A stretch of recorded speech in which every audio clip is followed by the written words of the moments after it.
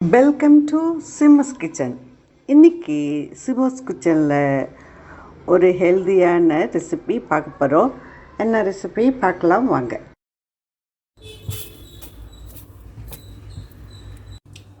பார்க்கச்சேவே இவ்வளோ அழகாக இருக்குது பாருங்கோ. மணக்கிறது, வீடே மணக்கிறது. அந்த நார்த்தங்காவோட வாசனை. நார்த்த மரத்துலேருந்து இலையை பறிக்கிச்சு, பூச்சி இல்லாமல் எலசாக இருக்கிற இலையை பறிக்கணும். கையில் நார்த்த முள் குத்திக்காமல் நிதானமாக பறிக்கணும். துளூர் நார்த்த இலையாக இருந்தாலும் அந்த இலைக்கு நடுவில் இருக்கிற அந்த நரம்பை எடுத்துட்டா டேஸ்டியான பொடி கிடைக்கும். நார்த்தங்காய் பொடிக்கு தேவையான பொருட்கள்: நல்லா க்ளீன் பண்ணி நடுவில் இருக்கிற காம்புலாம் எடுத்துட்டு நல்லா வாஷ் பண்ணி ட்ரை பண்ணி எடுத்து வச்சுருக்கிற நார்த்தங்காய் இலை,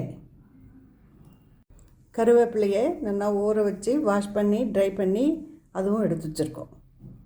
கடுகு, கடலைப்பருப்பு, உளுத்தம்பருப்பு, துவரம்பருப்பு, ஓமம், மிளகு, ஜீரகம், புளி, உப்பு, காரத்துக்கேற்ற மிளகாய், பெருங்காயம். இது எல்லாத்தையும் இப்போது ட்ரை ரோஸ்ட் பண்ணி எடுத்துக்கலாம். ஆற வச்சுட்டு பவுடர் பண்ணலாம்.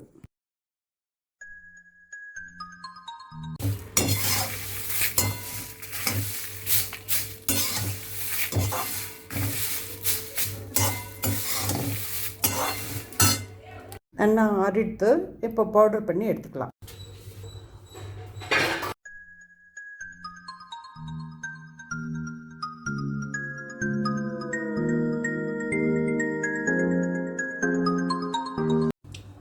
பார்க்கச்சேவே இவ்வளோ அழகாக இருக்குது பாருங்கோ. மணக்கிறது, வீடே மணக்கிறது.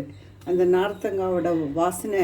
நல்லா ஆற வச்சுட்டு ஏர்டைட் கண்டெய்னரில் எடுத்து வச்சுக்கலாம். இட்லி, தோசைக்கு தொட்டுக்க நல்லாயிருக்கும். தயிர் சாத்துக்கு ரொம்ப நல்லாயிருக்கும். நெய் குத்தி சூடான சாதத்தில் சாப்பிடுச்சு சுவையோ சுவை.